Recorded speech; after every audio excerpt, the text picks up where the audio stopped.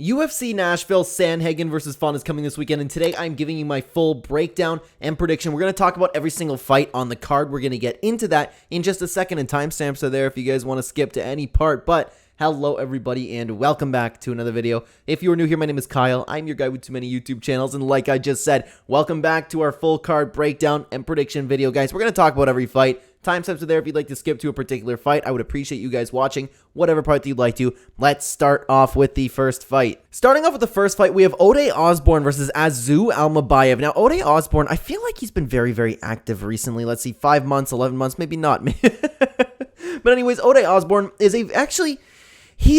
I believe he's better than his record is, which is in 12-5. He's a good fighter. He has huge power from the flyweight division. And coming to the UFC, like, he's had, of course, a spotty record. He's been there for a really long time now, and he's been looking really good in his fights. He's been looking very, very good. You could see some wins, some losses, and they're pretty good names. You know what I mean? Unless you want to, like, it depends how you want to take a look at the Tyson Nam KO, but you get the point. He's been in there with some really, really tough guys. In his last fight against Charles Johnson, he showed, in my opinion, incredible improvements to his game. And Charles Johnson is a guy that I personally am very, very high on. It was a close fight, but he showed that he is more than just a power striker, and that's pretty much going to be his game plan. He's going to come in, he's going to really try to take your head off, but he can fight anywhere, and that was really proven in his last fight. He's taking on UFC newcomer Almabaev. If you take a look at this guy, you would think, of course, with the Almabaev name, a lot of people talk about his wrestling, which the wrestling is very, very good. He has very strong control. He has had nothing but success as of recent. He's used a very, very big mix of both wrestling, striking. This dude is very good everywhere. He seems very dangerous. He has a complete skill set, and that's not to say Osbourne doesn't. This guy coming to the UFC, he looks like he could be something special, but it's a little bit difficult to tell because, of course, this is your first UFC fight, and you haven't fought a guy in, like, Osbourne's a difficult fight to have your first UFC fight against. So I'm going to side with Osbourne right now, but I'm not overly confident in this pick at all. I can see Almabaev actually taking the win here. He has a skill set. It's just, can he apply that skill set in the UFC? I think so. But as of right now, I'm going to wait for the test before I pick him. I'm going to pick Osbourne to win this fight. Moving on to the next fight, we have Jake Hadley taking on Cody Dueden. This is going to be a very interesting fight, guys, because Jake Hadley has looked very, very good as of recent. He came into the UFC off the Contender Series and then, of course, lost his first fight against Alan Nascimento. But then he came back and showed that he was really, really proven to become a huge UFC fighter. He got really two nice wins and finishes in both those fights. So Jake Hadley's been looking good right now. He's a guy who can take the fight pretty much anywhere, just like we were talking about in the last fight that we broke down. This guy is a very, very good fighter everywhere. He's taking on Cody Dueden. Now, Cody Dueden, kind of like the same thing. He came into the UFC, looked pretty good. The only loss that he has is against Muhammad Mukayev, and while he is still relatively unproven, he looks like he could be something special, so I don't really hold that against him, that loss there. But other than that, he's had 3 really, really nice wins, especially in his last one, like we were just talking about, Charles Johnson. I hold a win over Charles Johnson very, very highly. But in this fight, he was showing his relentless pressure, his relentless takedown. That's the thing. Okay, spoiler alert, I'm going to pick Jake Hadley to win this fight. Both of them are have really, really nice pressure. They can take the fight for a very, very long way. But Cody Duden's going to come in and want to just wrestle. It's more than likely going to be the game plan. And Jake Hadley he has the cardio to defend it. He has the technique to defend it. And I think he can keep this fight on the feet. If that happens, Jake Hadley should be able to strike his face off. So I'm going to lean towards Jake Hadley in this fight. But again, it's a very interesting fight because Cody Dueden is quite relentless with his takedowns. I can see a world where he just keeps him there because he showed really, really good takedowns against Charles Johnson, man. It was really, really good. But I'm picking Jake Hadley. He has more ways to win this fight, and that's why I'm going to pick him. Moving on to the next fight, we have the return of Billy Quarantillo. I am a big Billy Quarantillo fan, guys. He's taking on Damon Jackson. So this is going to be an interesting fight because Billy Quarantillo, as of recent, has had a very, very spotty record. But the guys that he has lost to are very, very tough guys. So you know the story of Billy Quarantillo, guys. He's looked good. He hasn't looked great. Like, he's looked good and he has fights where he doesn't look great. It's just, he has a very, very wild game, and he did that's in Barbosa, where sometimes he gets a little bit reckless, and sometimes it's effective, and sometimes it's not. Sometimes he gets caught. So Billy Quarantillo, he kind of has, I don't want to say he has a chin issue, but the potential for him to get knocked out is there. He's taking on Damon Jackson, who is a very underrated fighter, to be honest. He just had a recently horrible loss against Dan Ige. He got clean KO'd. It looked very, very good, but I like Dan Ige. I think Dan Ige is a very good fighter. Before that, guys, People count out Damon Jackson, but I think Damon Jackson is a very, like I said, underrated fighter. He's primarily a ground fighter, so the striking there is a little bit where he can make some improvements here. But take a look at these guys that he's fought. Take a look at Pat Sabatini, Daniel Argueta, Camila Kirk, and then Charles Rosa. And at the time, even Charles Rosa was somebody to look at who was very, very dangerous. So he's had a lot of really nice underrated wins. And even before that, like, he's fought some really good guys. Dan Ige was the only guy as of recent who was able to KO him. And I think Dan Ige is great. I think he's fantastic. Here's the problem, though. There is a clear difference in the stand-up. Billy Quarantillo versus Damon Jackson. I think Billy Quarantillo, if they can keep this fight on the feet and Damon Jackson comes with a game plan where he's probably going to want to have this game plan and try to take Billy Quarantillo down, I think Billy Quarantillo will be able to keep this fight on the feet. And if it does stay on the feet, I feel like Billy Quarantillo's crazy offensive striking, he has very, very good pressure when he really gets going. I think he keeps this fight on the feet, and I think he can finish Damon Jackson. I'm not counting out Jackson nearly like everybody else is, because if you see that a lot of people online, they I don't know, man. I just don't think he gets the respect that he deserves, Damon Jackson. But in saying that, I do think Billy Quarantillo is going to win this fight, to be honest with you. I think he's going to get a finish here. I think he's going to get back in the win column. Maybe continue that loss win pattern.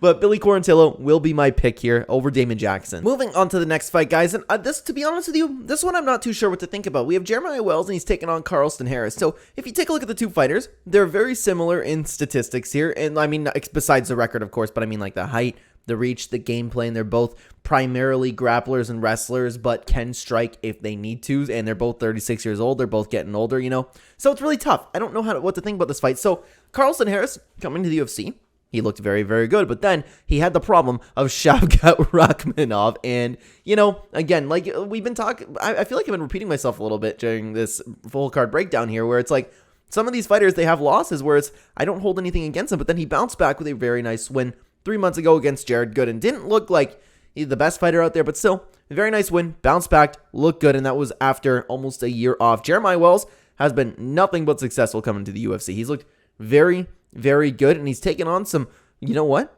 pretty decent fighters. I really like the idea with the fight against Matthew Semmelsberger here. While it was a split decision, while it was a close fight, he had enough success where I do believe that he did win this fight. And Matthew Semmelsberger, I think, is also a very, very good fighter. So, like I said, man, these guys are probably going to come up with the same game plan. They can strike if you need them to, but the game plan will be to get the ground, transition, beat you up from there. I don't know what to think about this fight, because I don't really know who's going to be the better grappler, you know? They're both 36. They both appear to be strong. They're both good fighters, man. They're both good fighters. I'm honestly kind of like 50-50 with this fight. If you had a gun in my head, I'd pick Jeremiah Wells. He's had some momentum, but Carlston Harris has only had one hiccup recently. I don't know, man. Jeremiah Wells might have a little bit more to prove right now. I'm going to pick him. I'm not confident in this pick one little bit, but it's going to be a close fight. Don't miss this one. Moving on to the next fight, we have Raoni Barcelos returning, and he's taking on Kyler Phillips. Barcelos, man, I was kind of found myself cheering for him in his last fight against Umar Nurmagomedov, and he was looking very good in that fight until he ended up, of course, getting KO'd. But again, loss that I don't really take away from him. If you take a look at his record, as of recent, he's been very, very spotty. But in these losses, most of these losses, he's looked pretty good. Like, I believe that in taking a look at, like, his recent record, right on Tapology here, he is better than his record shows. He's much, much better. Like I said, who has had a close fight with Umar Nurmagomedov yet? He was looking very good in that fight. He's taking on Kyler Phillips, who he's been in the UFC for a while now. He's been, like, one of those guys who he was just a little bit under the radar. He's a good fighter, and he can fight everywhere. But the thing is, he's never really picked up any steam. He's never gotten really that, like, huge win. You could take a look now at the win with Song Yadong, like I just have highlighted here. But that was 2 years ago, before Song Yadong was, like, really a big name. But at the end of the day, Song Yadong was still a fantastic fighter.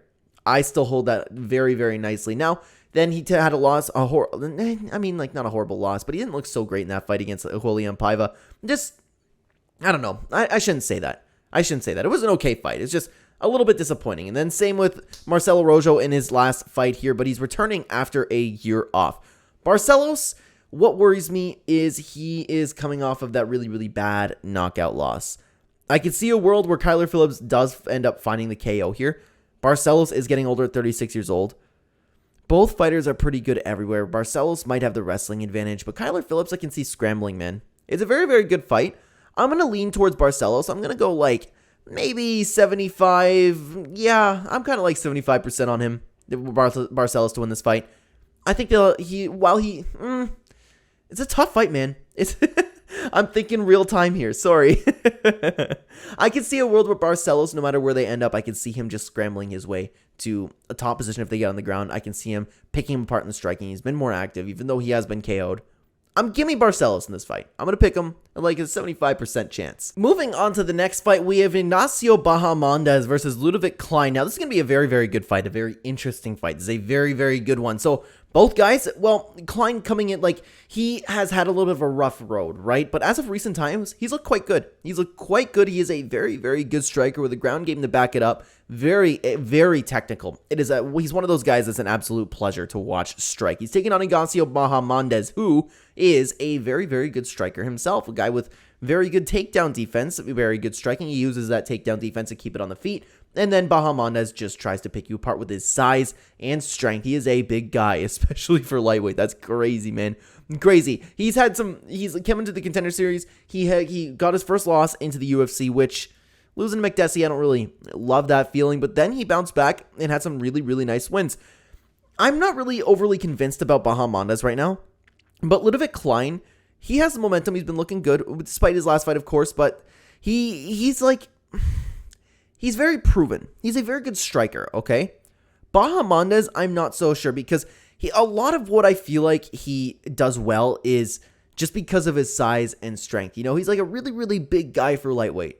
So, I don't know. Is he going to run into a problem when he takes a guy like Klein, where I feel like Klein would just be able to get to him whenever he wants? Maybe using those takedowns. He'll definitely have more options to win this fight. I'm going to lean towards Bahamondes in this fight. I'm going to lean towards it. But Klein is a very, very good fighter. I'm not so sure on what's going to happen this time, but give me Bahamondes. Moving on to the next fight, we have Tanner Boser returning. He's taking on Aleksa Camur, and to be honest with you, absolutely no disrespect, I forgot about Aleksa. It's been off for a very, very long time, over 2 years ago, so that's a red flag right away. He's been off for 2 years. But Camur, he's had a very interesting run so far. So coming into the UFC, he looked very, very good. Like he was going to be something special. He's a very technical fighter. He has wrestling to back it up. He's a very good all-round fighter. But then he ran into 2 losses. And those 2 losses aren't I don't know, how much you want to take a look at those losses. You know what I mean? They could be better losses. But speaking of losses, you have Tanner Boser, who has been a heavyweight for a very long time and finally moved down to light heavyweight. So I was like, hey, I wonder how this is going to go, okay? So he's had a very spotty record at heavyweight, with his only win being against Ovince St. Preux. And let's be real, who doesn't beat Ovince St. Preux? That is a given win. But then he had the loss under Rodrigo Nascimento. But then his first fight into light heavyweight, he was taking on Ion Cutelaba. Now, this is the part where he didn't look good. Everyone was so excited to see Tanner Boser move down to light heavyweight. How is he going to look? How is he going to be speedy? Because he was a very fast heavyweight. But then Ion Cutelaba just destroyed him, man. Just destroyed him. And I thought, you know what? Maybe if Cutelaba takes him down, gets him on the ground, then maybe Boser, used to fighting big guys, will be able to get him off. But no, he just lost.